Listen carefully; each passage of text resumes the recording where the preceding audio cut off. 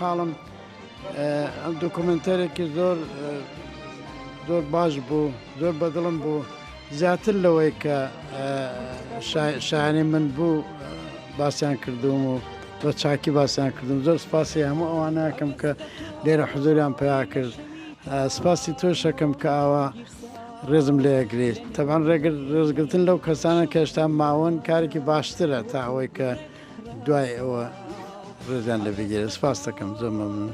لە شەوی تارمۆمی هەڵگیرسا و لە نێو دڵی شەوە زەنگە وەکو گڕێک ڕاساو. ئەمڕۆ زۆر گرم بۆ گویانەی کتێب هەڵسان بە ڕێجێنان بە فیلمێکی دیکۆمنتەری تایبەت بە چاوی شاعیر. من گەشتبیونیشم و خۆشبەختم کە ئەمڕۆ لەم دیکۆمنتەریە توانم وەکو بینەرێک ئامادە بم.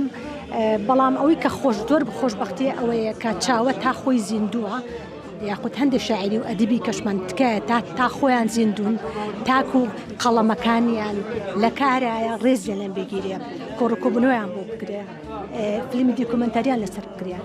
وەکو چاوی شاعرێکی سات تەمەنی نزیکەی 84 ساڵە هەتا ئێستا یەک کەناڵی کوردی نەیتوانێت ئیش لەسەر ئەم شاعرە مەزنەی ڕۆژهەڵاتی کوردستان بکات. بەڵام ئێمە وەکو یانەی کتێب خۆشبەختم و زۆر سپاس بۆ کاگاسۆش کە توانیان ئەمڕۆ ئەم دیکۆمنتەری بۆ ساز بکەن.